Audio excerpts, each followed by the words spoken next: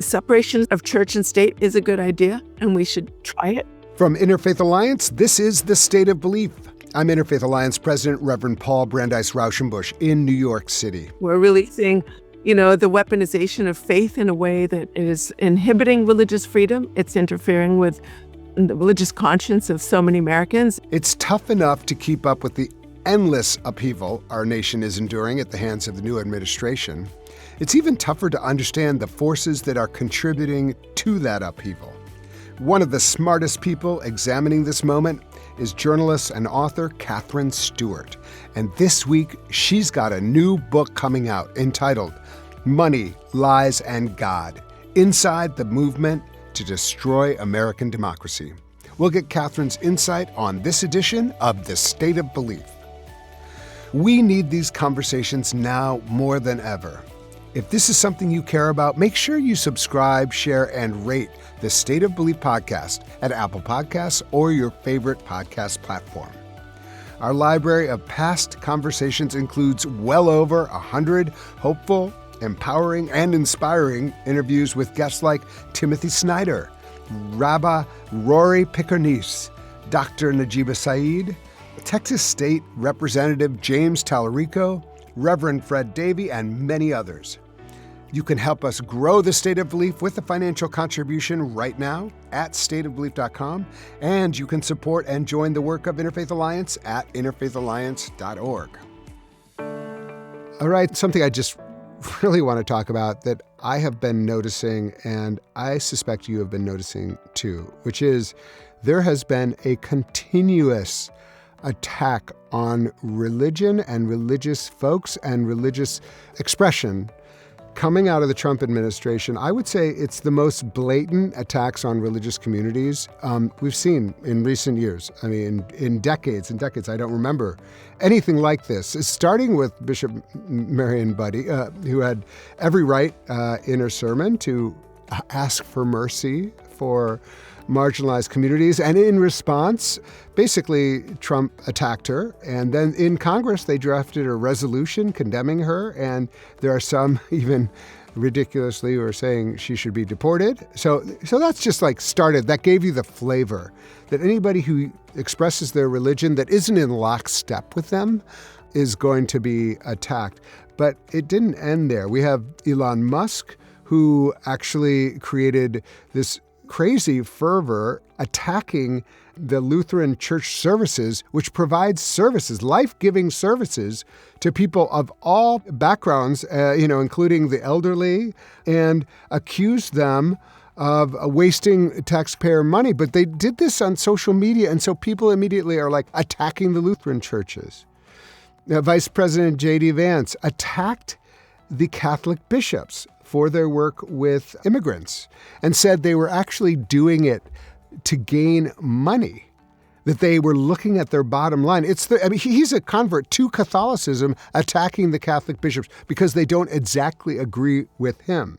Getting the common theme, an attack on a religious tradition because they don't agree with them. We have to talk about the attack on the Quaker community, sending ICE into what used to be a prohibited space, which is a sensitive space or a sacred space, because, they've decided to get rid of the idea that some faith traditions might, out of their living out their faith commitments, might have immigrants worshiping with them. And we saw ICE basically invading a Quaker space with guns and wrestling a congregant out, which is an incredibly terrible thing. Of course, we all want Jewish people should be completely safe and free of intimidation. And yet many of the main Jewish organizations said this EO on anti-Semitism also attacked other communities and did not make them more safe, but actually really put other communities at risk.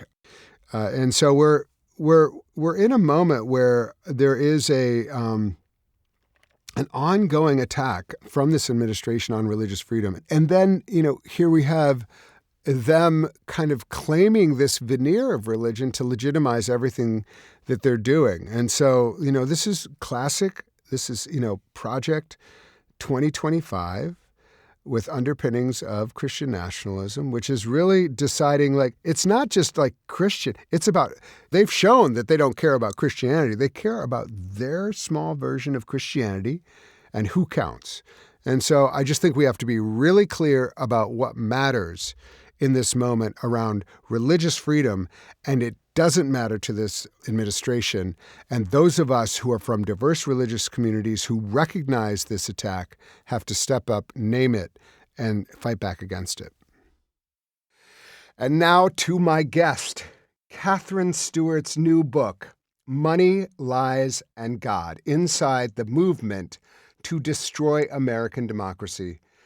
It delves into the Christian nationalist movement funded by the super rich, aiming to secure their wealth at the expense of democracy. Building upon her previous work, The Power Worshippers, this book exposes how these forces manipulate religious narratives to undermine democratic institutions. Money, Lies, and God will be published on Tuesday, February 11th. And I am thrilled to have Katherine Stewart back with us on The State of Belief.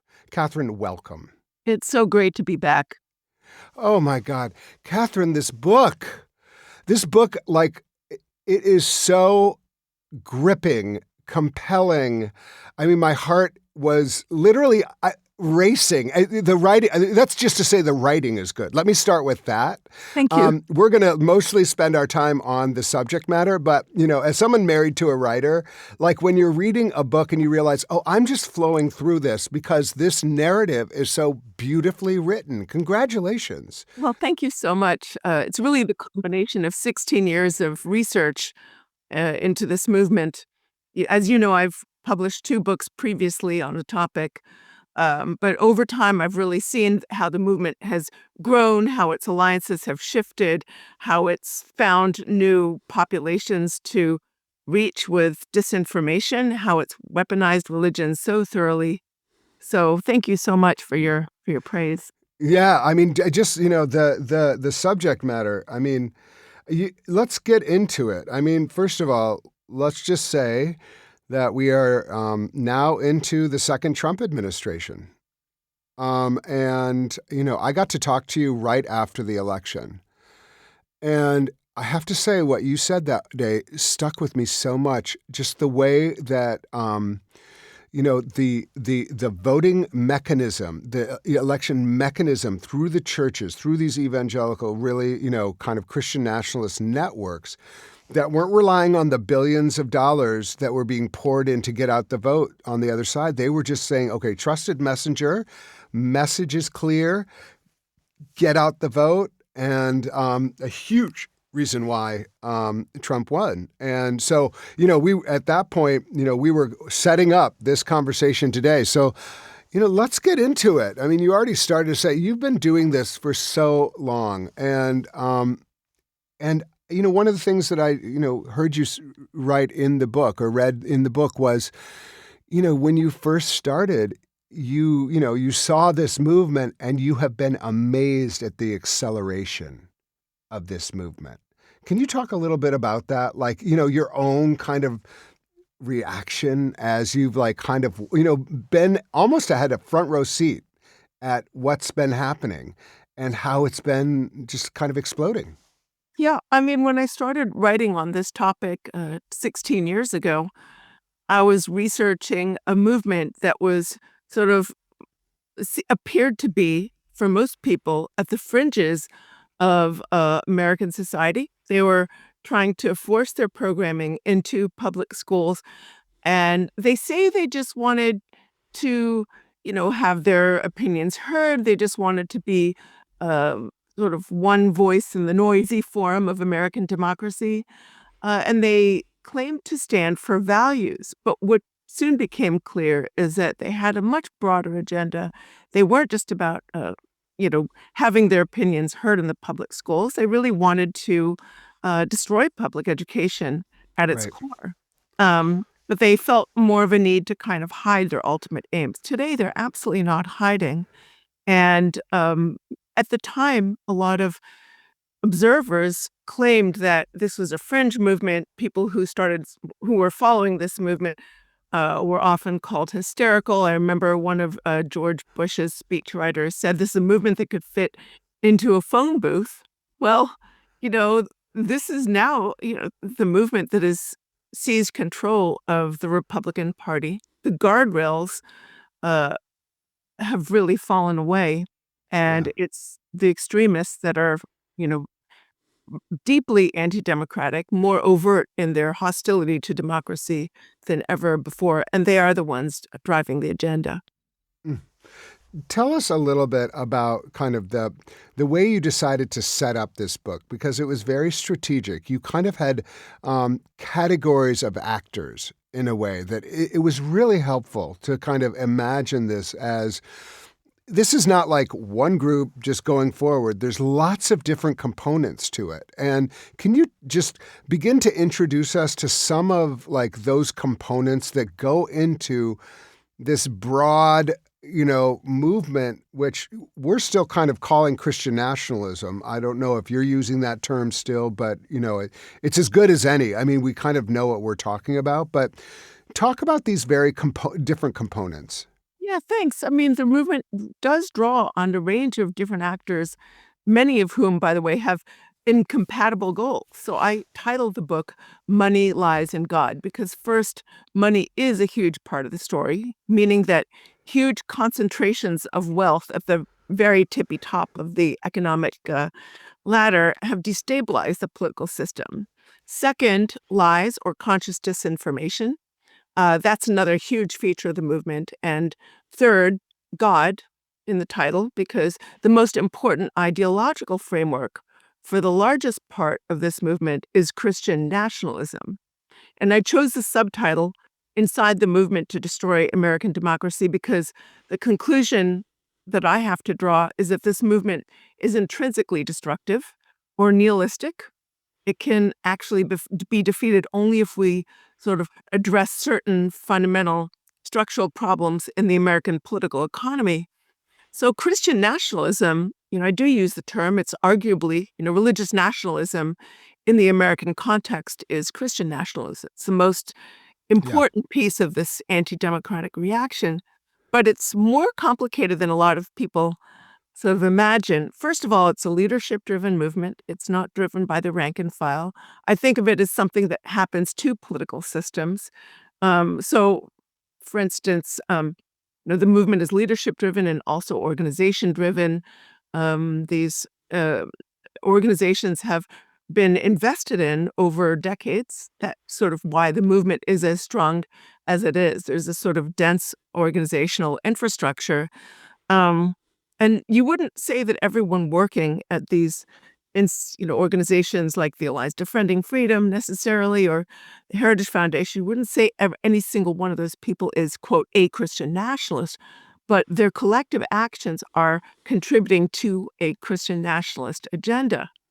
Hmm. And a lot of people think about, the movement is comprised of white evangelical voters, and certainly, a large section of the movement is, but I show in my book that a growing subsection of people of other denominations and religions, as well as racial identities, have really been joining the base of that movement. So I call the base the foot soldiers.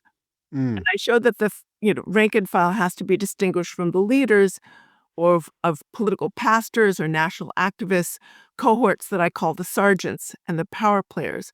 So they're the Mm. ones who are really driving the bus. But I think, to add to this, we have to look at some of the other factors at work. So I pay a very close attention to a group called the funders. These are the people who take massive concentrations of wealth that have benefited them over the past 5 decades, and they've invested it in anti-democratic projects. And I'll just give you a few examples. Please do. I think that Relevant to that's like so important because you say like this is not a grassroots movement. This is no, actually being driven in many regards by very wealthy people who are investing in this movement as a means to get their ends. it's true. And interestingly, the funders on a religious level are frankly all over the map.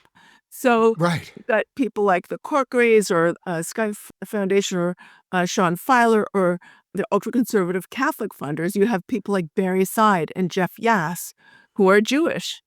Right. You Right. have people, of course, like the DeVos Prince family juggernaut, or you have the Wilkes brothers or Tim Dunn, who are evangelical and different varieties of Protestant.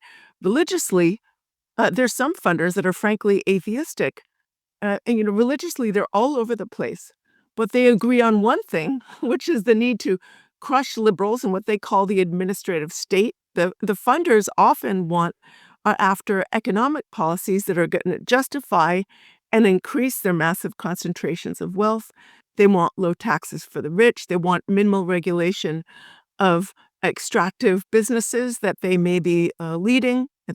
Some of them claim to be libertarians. They want freedom and pro-capitalism, and yet some of them are also after protective policies from the government for their monopolistic businesses. And in some instances, they're very happy to take or even pursue subsidies for their businesses. Yeah, So of course.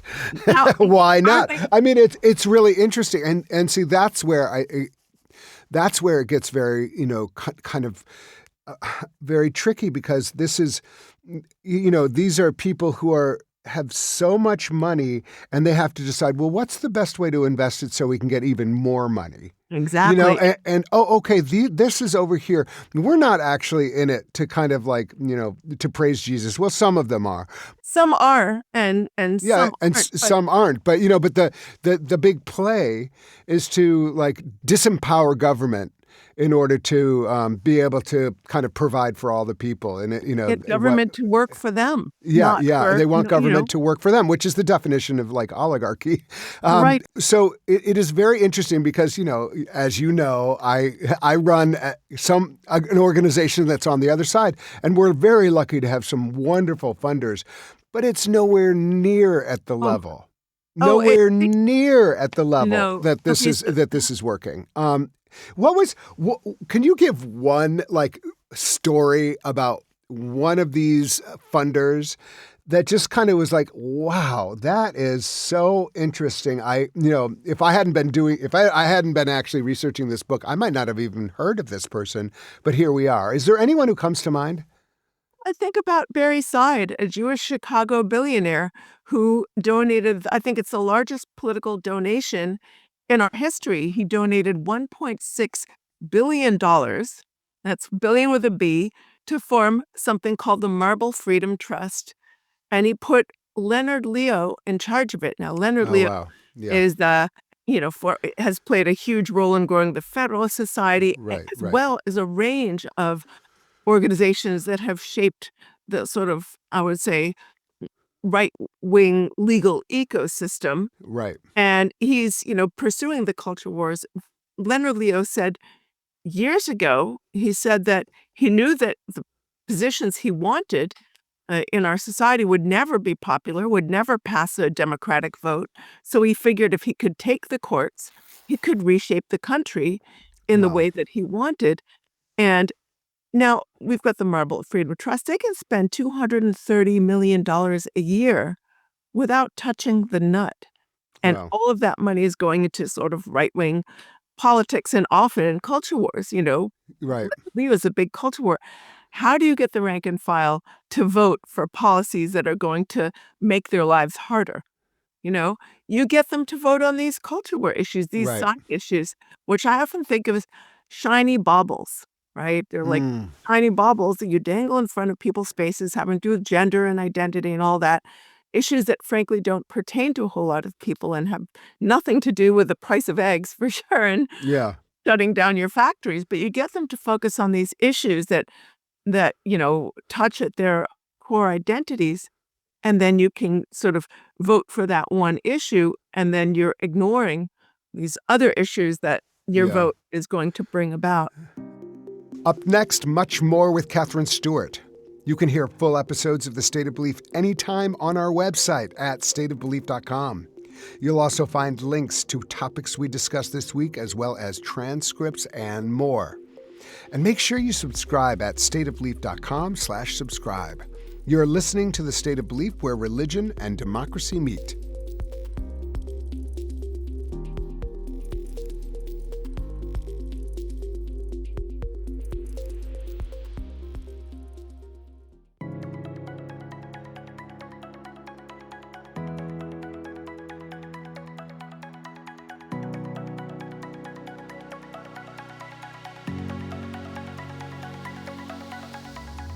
Welcome back to The State of Belief. I'm Interfaith Alliance President Reverend Paul Brandeis Raushenbush.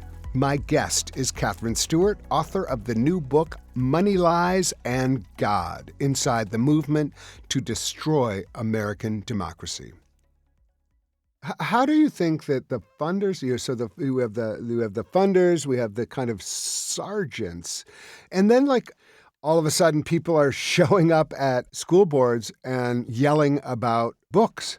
It just feels like that kind of chain of events is very intentional.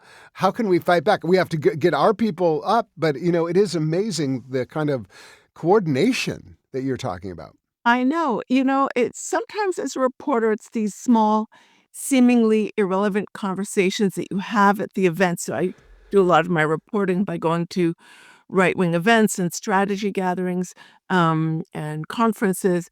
And sometimes the side conversations that really give you a lot of insight. So I want to tell you one story about a lady I sat next to. I was at the Moms for Liberty annual conference in Philadelphia.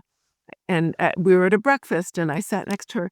And she'd been involved in anti-abortion politics in sort of a, haphazard way in the past. But she hadn't since you mentioned school boards, I'll, tell you the story.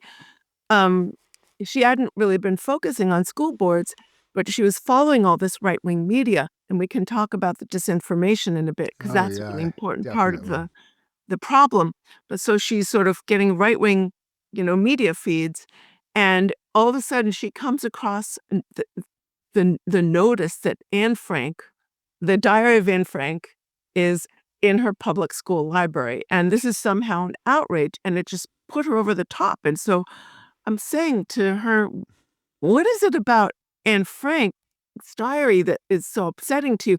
And what she said to me, it's the lesbian scene. And I was like, huh, what exactly Really? are you referring to? And it turned out that apparently there's some brief passage in the book where Anne Frank and her friend are expressing some adolescent curiosity, and it's this thing that passes and it's over, and it's not a lesbian scene. But the moral of the story here, I think, is that there are a lot of people who are coming from uninformed or idiosyncratic takes, right? And their views are often quite offensive. Like if you dug a little further in this woman, you might find some homophobia and you might find some anti-Semitism too. But they're also really disconnected in a way from all of that. I think this movement is really good at tapping into and exploiting these kinds of unthinking prejudices. And then they, mobilize them for the politics of outrage. They get people upset about stuff that frankly isn't happening in their public school, or, there's a library book that might have something in it that's not remotely offensive. Or, maybe you don't agree with it, but it's a book. I mean, books are supposed to have different opinions about, express different points of view and opinions about things. And then you get these people showing up, demanding that their school boards stop teaching critical race theory, or, offering sex change operations to their students. I mean, this nonsense happens. Yeah. But the weaponization of disinformation is really... Let's get into that. Right. I think that was another really important part of this book. And I just really appreciate this addition, to kind of the canon of being able to understand this movement and this moment that we're in. It is not going to go away quick. And so the more we understand it, the more we can actually work to dismantle it in a long-term strategy, because it's not going to go away quickly. What did you discover about the role of disinformation and how to use media to... one of my favorite disinformation ideas is that Christians are under attack. They've never been more persecuted in this country. It's almost impossible to say you love Jesus in public, and all of these kind of things, which is, of course, nonsense. But people hear it and they're like, God, that's terrible. We got to fight back. What are the mechanisms that they're using specifically around information or disinformation, and how they're getting it to their people and in a way that motivates them to get up and go to the school board? Yeah, that's a really great question. And we all need to be alarmed about the spread of disinformation. This is a movement that wants to separate people from the facts because it Uh-huh. makes them easier to control. So, in Money Lies in God, I focus on a number of disinformation operations, including Reawaken America. You Mm, know what that is for anybody yeah. who doesn't. It's a traveling MAGA pro-conspiracist roadshow. And they draw thousands of Americans to gatherings at mega churches around the country, and every conspiracist is there. I mean, every sort of conspiracy theory is, you can hear every conspiracy on the ground, the sort of great replacement, CRT, DEI, the Illuminati. They are trying to control your money and every cent that you own. They are, you know, the, the, the conspiracies are so crazy that, I had to write out a lot of what I heard, and it's in the chapter, and it's actually kind of a fun chapter if you sort of have a slightly sick sense of humor because it's so absurd. The conspiracies are absolutely over the top. I met people who thought that the vaccine microchips you, and people are saying to one another, like, "Don't let them microchip you," and I told one fellow that I'd been vaccinated and I was fine, and he sort of edged away from me because he thought I was shedding some kind of toxin or something like this. But here's the thing, the one conspiracy they all were promoting is the lie that the 2020 election was stolen. Oh, right.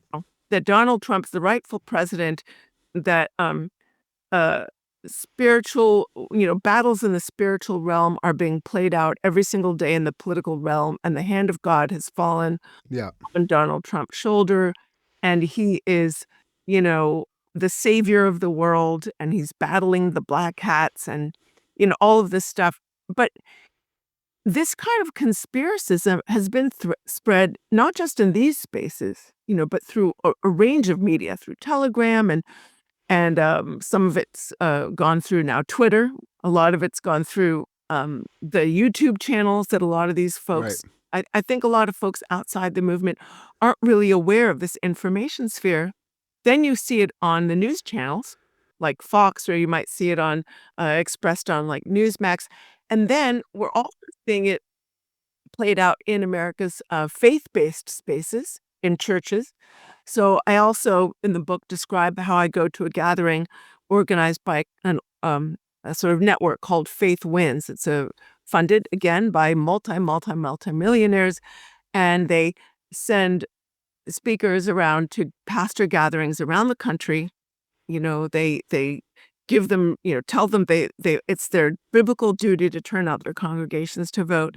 But then they featured an elections integrity specialist with them, this guy named Hogan Gidley, who was saying, dead people are voting, and they stole the last election, and the amazing thing is he said, "Oh, you saw what happened in Arizona, didn't you?" This was after a Republican-led group, they called themselves the Cyber Ninjas, were determined to find election fraud and election interference, and they went over every little record they could, and they really tried to find it, and they couldn't. At the end of the day, they said, "We didn't come up with anything, and in fact, Joe Biden got a couple dozen more votes than we thought he did."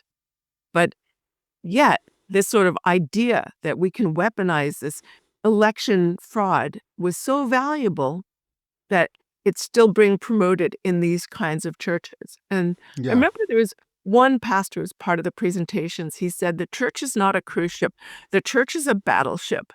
Mm, Idea is that we are, going to political battle. I think it's hard for people. It's the weaponization of faith, really. It's, yeah. you know, Wow. That metaphor is wild. Well, first of all, the idea that it's a cruise ship to start with, or I mean, what is that? So I just want to pause and say, like, the kind of research you do, I couldn't do. I couldn't sit in these spaces. You have spent hours and hours and hours and hours and days hours and of weeks. your one precious life, listening to all of this, interacting with people, and that's one of the great things about the book is that it really feels like you go into those spaces. Like they are not. You are telling stories that really bring it all to life. with all that you know, with all that this book reveals, how do you understand this current moment with Trump as president of the United States, with all of these people feeling totally vindicated, with the January 6th people all being pardoned? Where are we? Well, first off, I think the main thing is that we've seen a felonious president, felon, Yeah, using the power of his office to recruit the services of militia groups for possible future use in right. extra You think legal. that's what the pardon was? Oh my gosh. I mean, Yeah. he's vindicating them. If he wants to take extra legal action against his political enemies and any sort of constitutional limitations or restrictions on his power, he's got like a loyal set of folks. And I think that's frankly what the January 6th pardon story was all about. I think more broadly, what we're seeing is that it's been an ostrich-like approach favored by Republicans and some people in the media, where we're not supposed to see anything out of the ordinary in the inauguration of a president who previously attempted to overthrow the government that he now heads. And frankly, um, again, as I said, the guardrails have fallen off, and I think a lot of people are still kind of adjusting or becoming, in a way, fascism curious almost, or seeing like it might be in their interest to just get in line. Huh. I think what we're also seeing quite clearly is the acceptance of a degree of corruption that has little equal in American history, you know? I think just to give a tiny example, right? When oil interests bribed members of the party administration, there was at least some kind of perceived need for them to like keep their operations undercover, like to kind of Mm. keep it secret. So they had secret meetings in hotel rooms. They brought suitcases stuffed with cash. But when we look at like Trump and his wife's gambits in cryptocurrency, they're just upfront. They're blatantly transactional means of cashing in on the power of his office and opening the door to publicly traded bribes. We've seen so many of those kinds of bribery arrangements in his previous administration. So I think that's deeply concerning. That's just one example of many. Yeah, 100% on all of that. What does it mean for God? Like the God part. We got the money lies part. What does it mean for how Christian nationalism is going to be functioning in our country? What does it mean for how religion in general? Like, I mean, it's crazy. If you remember, just I think what was so interesting about the Bishop Buddy moment was just like how shocked his family was. They were just like, wait, what is she talking about? Like, I being saw them like look at one another. no, Like, like merciful to the merciful to the immigrant and stranger. I Like know. they were like, what kind of communist like garbage is this? When it was like completely biblical. But we're at that crazy time moment. Like, what do you make about how this new era, what it means for religion? The bishop's comments were moving, and I think they speak for a large group of people who see Christianity as a force that involves caring for the least of these and loving thy neighbor, of course. But unfortunately, that's not the Christianity that's backing Trump. Trump knows it, and he's very much articulating his version of religion, which is based on vengeance and the exercise of righteous power against perceived enemies. Last month, I was at America Fest. It's an annual gathering put on by Turning Point USA, Charlie Oh Kirk's my God, you really organization. do have the best life, don't I, you? I, I have such a good, I do have the Like best you, life. you have a vacation schedule that nobody wants. It's like, let me go to another vacation from hell. Well, it was in Phoenix, Arizona, and Okay. Phoenix is lovely. I did Yes. get out for a hike, so that was a lot of Okay, fun. good. So I saw several presentations by Lucas Miles. He's the head of Turning Point USA Faith. It's their faith outreach arm. They work with churches and pastors.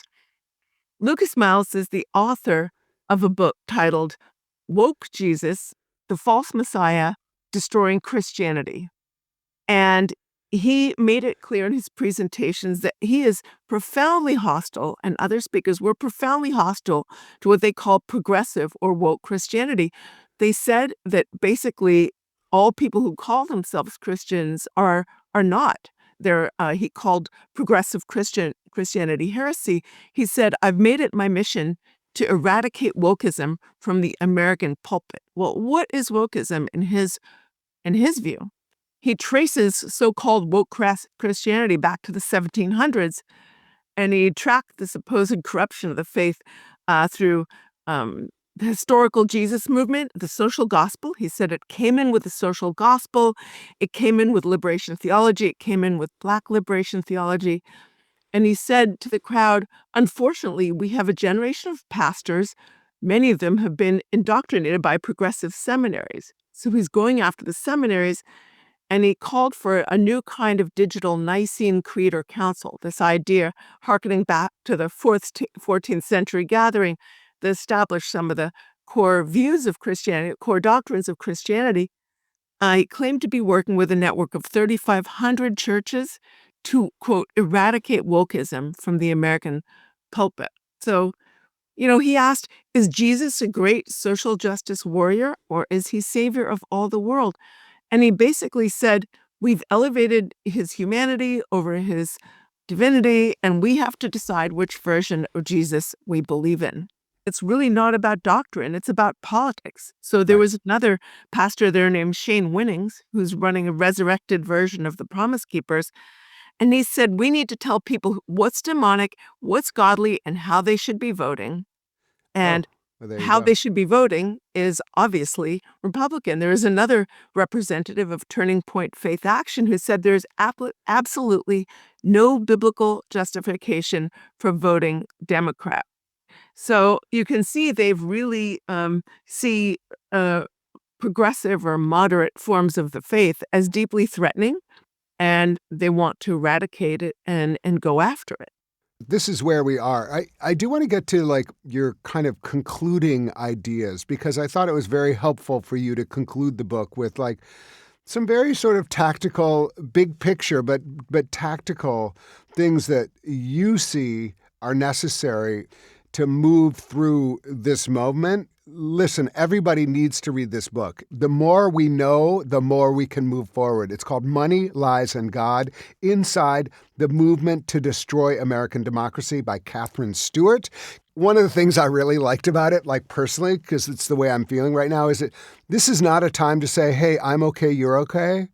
And like, I mean, you said it more like, you said it better than I am saying it, but I was like, yeah, right. It's not okay. And it's not kind of like, well, you do your thing, I'll do my thing. That's not what they're doing. And so like we have to get over this idea that we're going to kind of have nice conversations our way out of this. Right. It's going to take something else. Katherine, you helpfully lay out a few very specific steps at the end of the book that you hope readers will take seriously as we think about how to move forward to protect our democracy, to improve our democracy. Can you walk us through those several ideas? Absolutely. I mean, this is the moment we need to be energized and determined. And there are reasons for that determination. We have a clear goal in front of us, which is to hang on to our democracy so we can eventually make some real reforms when we get power back. We know that this next administration is going to pursue policies that are extremist, but also very performative, right? So we know what we're going to prepare for. We know that there's going to be a lot of performative politics, but we also know that they're going to overstep. And we also know that there's a certain level of incompetence, and we also know that they are internally divided. So I want to go through some of my recommendations. First of all, we are in the majority. Ah, please say that louder for the back row. I mean, we are in the majority. This is not popular. We, broadly speaking, are in the majority. More Americans prefer to live in a democracy, however imperfect it may be, than in some sort of kleptocratic, cronyistic, authoritarian system with theocratic features. That's not what America wants. So we are in the majority, we need to act like it. Second of all, they are divided.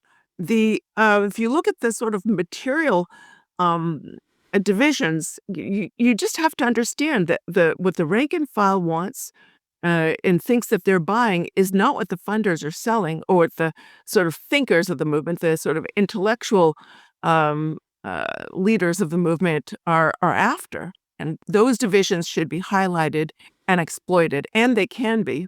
Um, Extreme levels of inequality are eroding our democracy.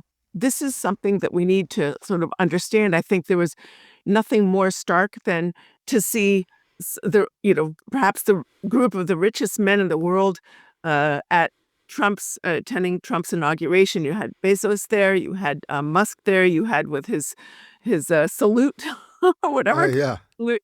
I mean, you have these like tech billionaires there, and here's Trump promising to, you know, work for you when he's speaking to the rank Yeah. and file. When they come for you, they're coming for me. And you really think that he's gonna serve you when he's got these billionaires that he's really serving, and who are basically paying him bribes by any other name to get policies that they want.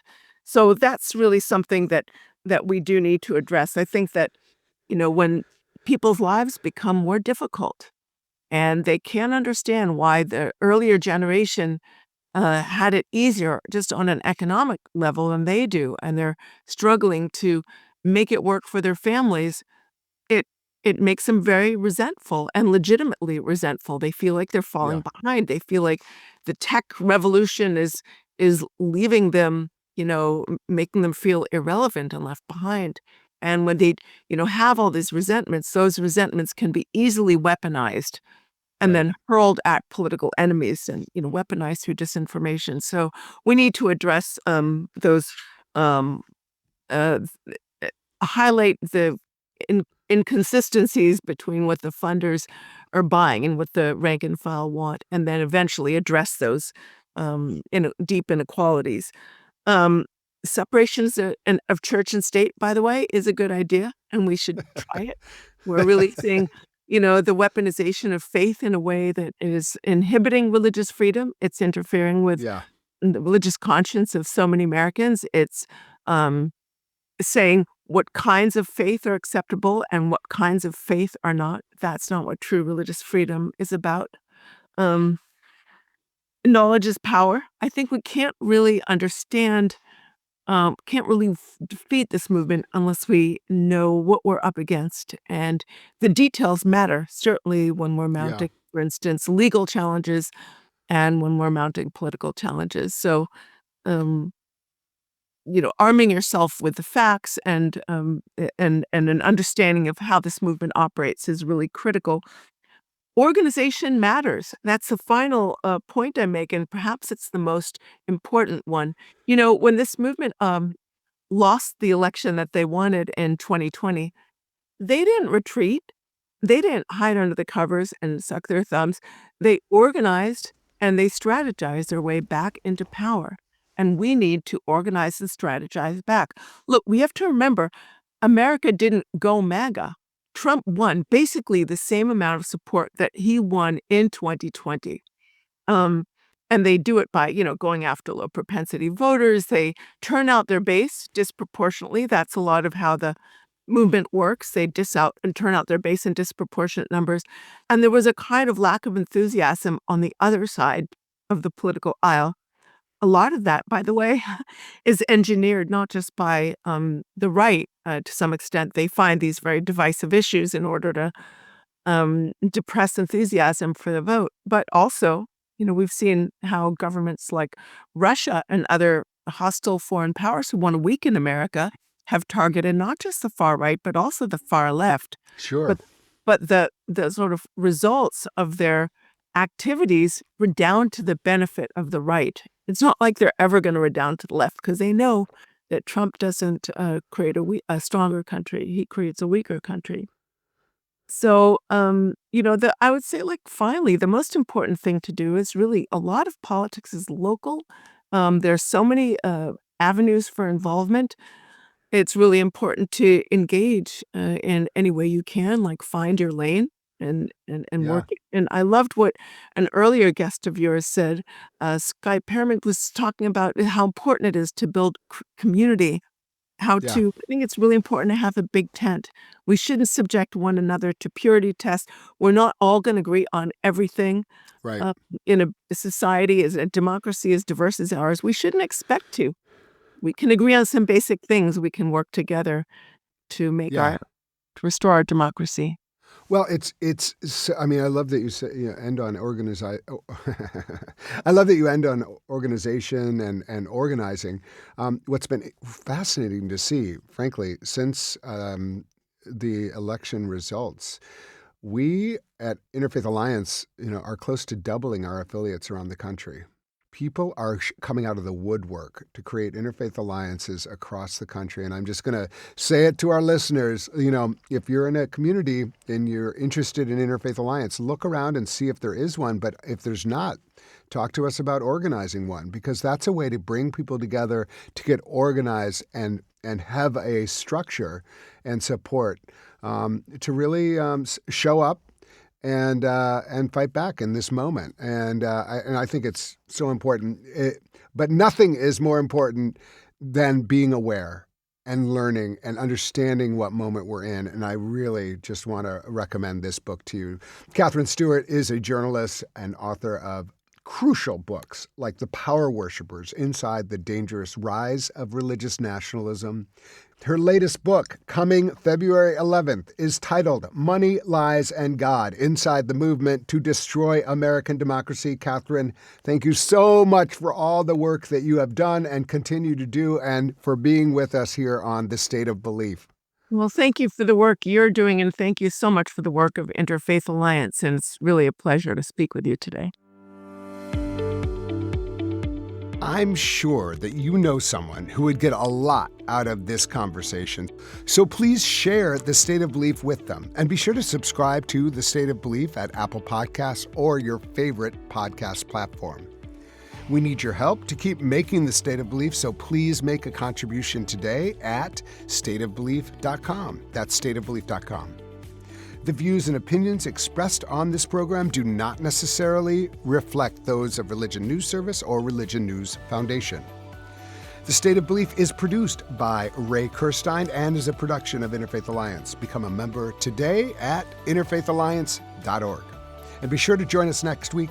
I can't wait. Until then, I'm Paul Brandeis Raushenbush on The State of Belief, where religion and democracy meet.